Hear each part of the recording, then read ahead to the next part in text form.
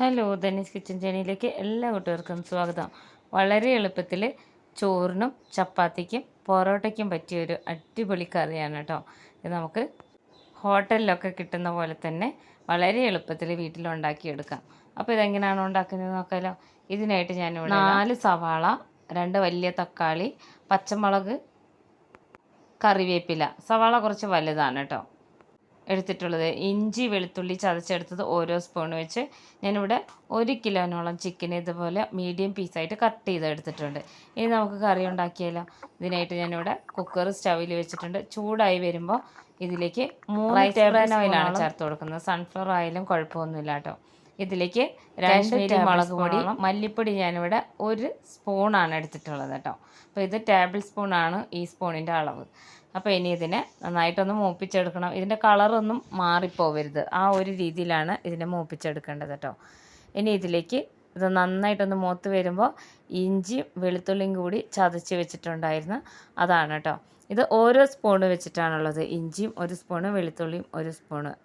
അപ്പോൾ ഇത് നന്നായിട്ടൊന്ന് ഇളക്കി യോജിപ്പിച്ച് കൊടുക്കണം. വളരെ ലോ ഫ്ലെയിമിലിട്ടിട്ടാണ് കേട്ടോ ഇത് ചെയ്തെടുക്കുന്നത്.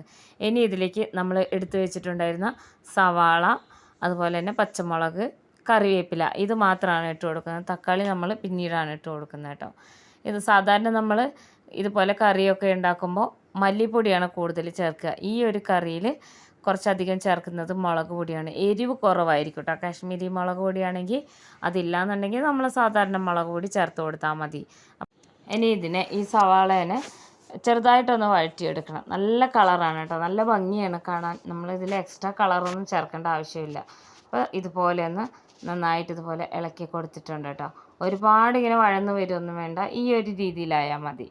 ഇനി ഇതിലേക്ക് കൂടുതലായിട്ട് ചേർത്ത് കൊടുക്കുന്നത്, ഇത് ഞാൻ പെരിഞ്ജീരകമാണ്, ഫെന്നൽ സീഡ് പൊടിച്ചെടുത്തത് 1 സ്പൂണും, മഞ്ഞൾപ്പൊടി 1/2 സ്പൂണും, 1/2 സ്പൂണോളം ഗരം മസാല, പട്ട, ഗ്രാമ്പു, ഏലക്ക അത് പൊടിച്ചെടുത്തതാണ് കേട്ടോ. അപ്പോൾ ഇത് ഏറ്റവും കൂടുതൽ ഇത് ഹൈലൈറ്റ് ചെയ്യുന്നത് പെരിഞ്ജീരകത്തിൻ്റെ പൊടിയാണ് കേട്ടോ. ഇതും കൂടെ ചേർത്ത് കൊടുത്തു ഒന്ന് ഇളക്കി കൊടുത്തതിന് ശേഷം നമ്മൾ ഇവിടെ കഴുകി വെള്ളം വാർത്ത് വെച്ചിരിക്കുന്ന മീഡിയം പീസിലുള്ള ചിക്കനും കൂടെ ഇട്ട് കൊടുക്കുകയാണ് കേട്ടോ. നമ്മൾ വീട്ടിലൊക്കെ ഇതുപോലെ വിരുന്നുകാരൊക്കെ വരുന്നുണ്ട്, അല്ലെങ്കിൽ വൈകുന്നേരം ഏതെങ്കിലും പാർട്ടിക്കൊക്കെ ചപ്പാത്തിക്കും പൊറോട്ടയ്ക്കൊക്കെ ഉണ്ടാക്കാൻ പറ്റിയ ഒരു കറിയാണ് കേട്ടോ. ഇനി ഇതിലേക്ക് 1/2 സ്പൂൺ ഉപ്പും കൂടെ ചേർത്ത് കൊടുക്കുന്നുണ്ട്. അപ്പോൾ നന്നായിട്ട് ഇനി ഇതിനൊന്ന് ഇളക്കിയെടുക്കണം. ഈ കറി കാണാൻ തന്നെ നല്ലൊരു ഭംഗിയാണ് കേട്ടോ. ഒരുപാട് ഇങ്ങനെ ഒഴിച്ചു കറി അല്ലാതെ തന്നെ കുറച്ച് തിക്കായിട്ടുള്ള ഒരു ഗ്രേവിയാണ് ഇതിനുള്ളത്. ഒട്ടും തന്നെ നമ്മളിതിൽ വെള്ളം ചേർത്ത് കൊടുക്കുന്നില്ല കേട്ടോ. ഈ ചിക്കൻ്റെ വെള്ളത്തിൽ കിടന്നിട്ട് തന്നെ ഇത് വെന്ത് കിട്ടണം. അപ്പോൾ അതാ നന്നായിട്ട് ഇളക്കി യോജിപ്പിച്ച് കൊടുത്ത് ഇതുപോലെ ഒന്ന് ഒതുക്കി വെച്ച് കൊടുത്തിട്ടുണ്ട് ഇതിൻ്റെ കഷ്ണങ്ങളൊക്കെ കേട്ടോ.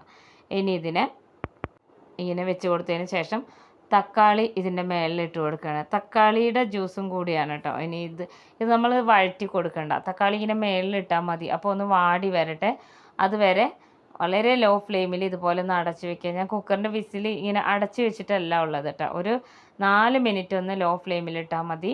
അപ്പോൾ അതാ നന്നായിട്ട് ഈ ചിക്കനിലുള്ള വെള്ളമൊക്കെ ഇറങ്ങി വരുന്നുണ്ട് കണ്ടോ. ഇനി ഇതിനെ ഇളക്കി കൊടുക്കണം. അപ്പോഴേക്കും തക്കാളിയിൽ ആവിയൊക്കെ തട്ടിയിട്ടൊന്ന് ചെറുതായിട്ട് വെന്ത് വന്നിട്ടുണ്ടാവും. ഇനി ഈ തക്കാളിയുടെ നീരും അതുപോലെ തന്നെ ചിക്കനിൽ നിന്ന് ഇറങ്ങി വന്ന ഈ വെള്ളവും കൂടിയാണ് കേട്ടോ നന്നായിട്ടൊന്ന് ചിക്കനൊക്കെ വെന്ത് വരാൻ വേണ്ടി ആകെ ഉള്ളതിലുള്ള വെള്ളം. അപ്പോൾ അതാ നമ്മളിത് ഇളക്കി കൊടുക്കുന്നതിനനുസരിച്ച് ഇതിൻ്റെ ഉള്ള വെള്ളം ഇങ്ങനെ ഇറങ്ങി വരും. അപ്പോൾ ഇടയിലിടയിൽ ഇതുപോലെ ഒന്ന് അടച്ച് വെച്ചതിന് ശേഷം തുറന്ന് വയ്ക്കുക. അതല്ലാന്നുണ്ടെങ്കിൽ മീഡിയം ഫ്ലെയിമിലിട്ട് ഇതുപോലെ ഇടയ്ക്ക് ഒന്ന് ഇളക്കി കൊടുത്തു കഴിഞ്ഞാൽ ഇതാ തക്കാളിയൊക്കെ നന്നായിട്ട് മെൽറ്റായി വന്നിട്ടുണ്ട്. അതുപോലെ തന്നെ സവാളയൊക്കെ നല്ലോണം ഉടഞ്ഞിട്ടുണ്ട് കേട്ടോ. ഈ ഒരു രീതിയിലാണ് നമുക്ക് കറി വേണ്ടത്. അപ്പോൾ ഒരുപാട് ഒഴിച്ചുകറിയല്ല, ഒരുപാട് തിക്കും അല്ലാത്ത നല്ല അടിപൊളിയായിട്ടുള്ള കറി ഇവിടെ റെഡി ആയിട്ടുണ്ട്. ഞാൻ സ്റ്റൗ ഓഫ് ചെയ്തിട്ടുണ്ട് കേട്ടോ. നമുക്ക് ആകെ എടുത്തിട്ടുള്ള വെറും 15 മിനിറ്റാണ് സമയം. അപ്പോൾ എല്ലാവരും ഉണ്ടാക്കി നോക്കണം. വളരെ ഈസി ആയിട്ടുള്ള ഒരു റെസിപ്പിയാണ്. പെട്ടെന്ന് ഉണ്ടാക്കിയെടുക്കുക. നമ്മൾ കുക്കറിൽ വിസിലൊന്നും വെക്കേണ്ട കാര്യമില്ല. അപ്പോൾ നമ്മൾ ഈ വീഡിയോ കണ്ടുകൊണ്ടിരിക്കുമ്പോൾ തന്നെ എല്ലാവരും നമ്മുടെ ചാനലൊന്ന് സബ്സ്ക്രൈബ് ചെയ്ത് വെക്കണം. ഫ്രണ്ട്സിനൊക്കെ ഒന്ന് ഷെയർ ചെയ്ത് കൊടുക്കണം.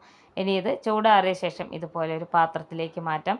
ഏറ്റവും കൂടുതൽ ഈ കറി മാച്ച് ചെയ്യുന്നത് നമ്മുടെ പൊറോട്ടയുടെ കൂടെയാണ് കേട്ടോ. എല്ലാവരും ഉണ്ടാക്കി നോക്കണം. വളരെ ടേസ്റ്റി ആയിട്ടുള്ളൊരു ഈസി റെസിപ്പിയാണ് ഈ ഒരു ചിക്കൻ കറി. അപ്പോൾ ഇതുപോലുള്ള ഈസി റെസിപ്പീസ് പോയിട്ട് അടുത്ത വീഡിയോയിൽ കാണാം.